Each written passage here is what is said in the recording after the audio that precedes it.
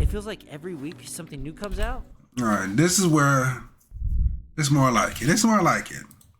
Dead game's actually a good thing. Only good game out of this. Yeah, they got power dying. I don't know why games are so fast nowadays. Palworld has reached power levels that seemed impossible, hitting over 2 million concurrent players on Steam. It's looking like Palworld is a dead game. And so, yeah, Palworld has lost 2/3 of its players in 2 weeks. Games live and die nowadays by how Well, relevant. I don't know why games are so Instead of fast. developing. Now, Overwatch 2, that's another story. They deserve to die. They deserve. I should have buried them myself. I should have buried. I should have got the shovel. Now, Power died because I really don't even say it's dead because people played it as soon as it got popping. People played that every day for like infinity amount of hours, bro. They would not stop. So when in other games, you play for like 2 hours or 3 hours and get off, like multiplayer games. But Power, it was just a straight grind, and it make you want to grind like for the longest. Big studios have created strategies to keep. But EA, they put so many games out that's so trash. Playing and paying. The live service model has taken over. And with it emerged a culture where. And the thing is, they all look the same. They literally all look the same. Nothing is worse than a dead game, which is why it's so weird that Pocket Pair, the creators of Palworld, are actively encouraging players to try other games. And when I talked to John, he echoed this same feeling of the founders. Just play the games you like. If you finish in a day, cool, good job. I'm glad you enjoyed it. Play the next one. What's going on? Does Pocket Pair know something we don't? Maybe we've been thinking about video games all wrong. Maybe games dying isn't bad at all, but actually something we desperately need. But what does it mean to be a dead game? Well, there's a few definitions out there. However, most people agree on 3 things. When a game loses the majority of its players, when a game loses its dev support, or even when it loses its competitive scene. Many people like to call a game dead when they don't. No, I say it's dead when I say like players, when a game loses its dev. I say lose majority of players. I say it's dead when it loses majority of its players because you see Assetto Corsa. No, but the devs are not doing nothing. You see the modder community, they the one who made it. You know, that's the community that made it what it is now. But the devs, I can see the devs making the game dead because they don't do nothing and it's gonna be end up dying. But I see the players. Support, or even when it loses its competitive scene. Many people like to call a game dead when they don't like it anymore, but we're not counting that. So if this is the standard definition, most video games have bit the dust. Practically every game in existence sits in this category. Aside from a handful of untouchables that I like to feature in my Should Be Dead series, it really isn't possible to live very long. So what happened? Why is a game dying? Well, hell no. something's changed. All them over the sponsors past and few shit? years. Hell no. When I was younger, a game dying was normal, even kind of exciting. When I got Wind Waker, I loved it, I played it, but then I moved on. When I got Star Wars Battlefront, I loved it, I played it, and then I moved on. I got The Hobbit, it sucked, so I moved on.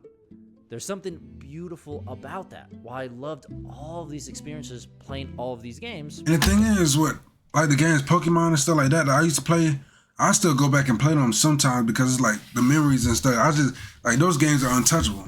Except for The Hobbit. I'm always Yeah. excited to try the next And it's still thing. fun when I go back and play it, even though I already beat the game. Because it was time to look for the next magical experience. Don't get me wrong, people still do this, but something's happened to the video game industry. The industry has a new goal: to build games that people will play as much as possible and for as long as possible. This goal has changed players' perspectives on gaming, and it's something we all know now as live service. I don't think it really serves anyone to kind of push gamers to just play the same game day in, day out. There are games that you can just like play every single day for months on end and never burn out, you know, League of Legends, Dota, most MMOs, right? But they're designed to be like that. Whereas what we're seeing now is a trend of I won't necessarily say who's trying to push it, but a lot more people are trying to push gamers to play games that aren't really designed to be played for months on end. 4 months on end. Now, is it bad to support a game after launch? Not at all, right? Continuing to balance and improve the experience for players makes perfect sense. After so much work, it's natural to nurture the new community that's formed around the game. And who doesn't want more of an already great thing? I mean, I plan on releasing more content for my game Fallen Worlds after it releases.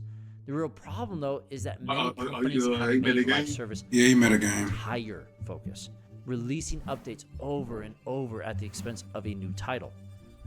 I mean, you've all Nah, seen. see, the thing is, Rockstar with GTA 5, they released so many updates. I really gave up.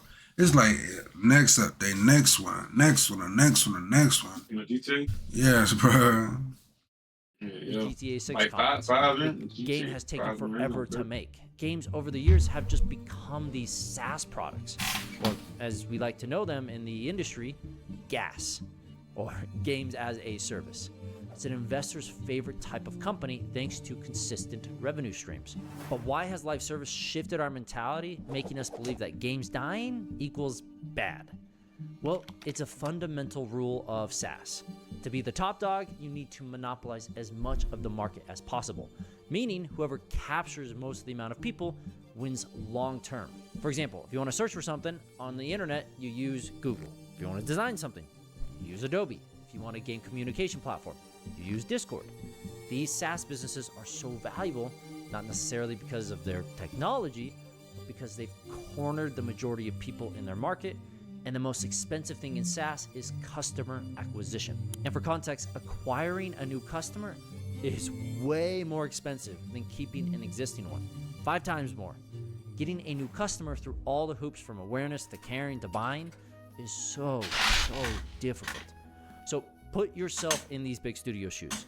Imagine making an incredible game, you get millions of players, and then your game just fizzles out, and now you have to persuade every one of those players to come back the next time you make a new title, which is 5 times Oh, harder. that's just like Splitgate. Splitgate fell out. That game went dead. Now they coming on to Splitgate 2, thinking they just finna get everybody back. No, you know, everybody gone, buddy. We're on to the next. Everybody gone. Them in the first I might place, play it just for content, but current game, which is after the why content over dies the out, then past I'm 15 gone. years, most Wait, large game what's the game you said? sell Ready or games not? as a service. What that game And about? they feed us this idea. I'll show that you later. games I mean, I'll should show you after never this. Die. The result, we get games that stay around I think longer, you can get that games game. that make you feel like other games aren't worth your time because of FOMO, and games that are monetized well beyond what's normal. Although this is good for big I don't know why studios, people put pocketbooks, Overwatch 2 on here. Square Like, Game that shit approach pissing me has off. consequences for players and developers. Some indie studios like Pocket Pair have recognized this though, even in light of their unbelievable success. On Steam alone, it had a higher player count than Counter-Strike, Cyberpunk, and Dota 2. It has the second highest peak on Steam ever. No one saw Palworld coming, and its success is something AAA studios drool over. But since Palworld's released, the game fell off, and it fell fast. If this was EA, there would have been mass panic with this drop of players. But Pocket Pair doesn't seem bothered. Even odder, they're actively encouraging people to play other titles, stating on Twitter, play lots of games, try different genres, and frequently flick through indie libraries to find hidden gems. I don't think you need to be kind of pushing yourself to play. I mean, but at the end of the day, power is it has a limit. You can't do what else can you do on Power? It's like literally one thing. Trying to get something bigger, trying to do this for your own base, trying to get more pals, trying to do something like this. It's just only one thing. Like in multiplayer, I never played Power Rangers. So I don't know. like in multiplayer, like games like Call of Duty and Rocket League, it's always just it's going against other people, other competition for fun, because you never know who this person gonna be good. That might get a good challenge. When you playing a game, you like a good challenge, because when you actually beat the person, you feel good. I feel like that will make the game like better. Like when you play like when you building your team up or you building like your rank up and you playing other people like that will make you want to keep playing so you can be better than the next nigga. Shit, at the end of the day, It's not people play games for multiple reasons. Some people play games for the you know them games on Steam that be show them women titties and shit like that. People playing the games just you never know what people playing the games for because like it's just not healthy for us. It's not healthy for developers. It's not healthy for gamers. It's not healthy for gaming media, and it's just not healthy for our industry because the more we push this kind of narrative, the more very large companies are going to just say gamers want more live service, and we're just going to get more of these like really soulless live service games that come out and then get shut down 9 months later, 12 months later, because they're not making enough money. Like Extra Lion, and we all lose. yeah, because it came up as being known as a Call of Duty clone, Call of Duty killer, or something like that. Saying, bro. It supposed to been came out like last year sometime. They prolonged it too long. But the thing is, they dropped at the worst time because Black Ops 6 right around the corner, and that's gonna be arguably the best. That's gonna be arguably the best Call of Duty that we've seen in a long time. It's gonna be like a more advanced Cold War. I'm finna go straight to that. I ain't planning. I'm finna drop a hundred ball on that. Man. So what an awesome mindset / company.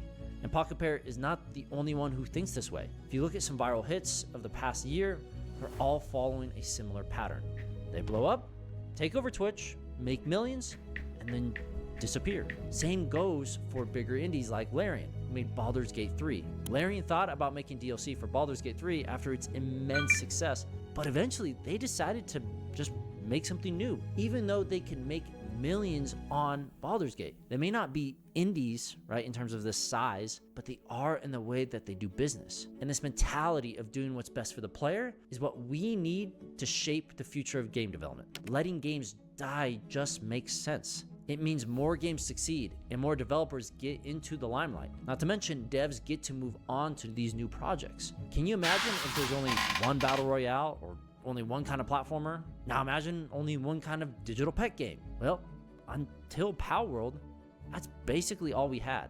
Without death, there would be no innovation. I talked about Pokemon being stagnant for months before Palworld ever came out, and the game proves just how much players were dying for something fresh. That's not to say Pokemon is or needs to die, but competition is vital. That's what I'm saying, bro. If NBA Live come out with something, either we're gonna get good basketball either way from 2K, NBA Live. One of them. We just need to push like. I don't know about 2K, but I'm just saying, like, remember when NBA Live? It was NBA Live what 19 or something? I forgot what NBA Live it was that we was playing. Yeah, like 2K was still having it. They were still trying or something like that.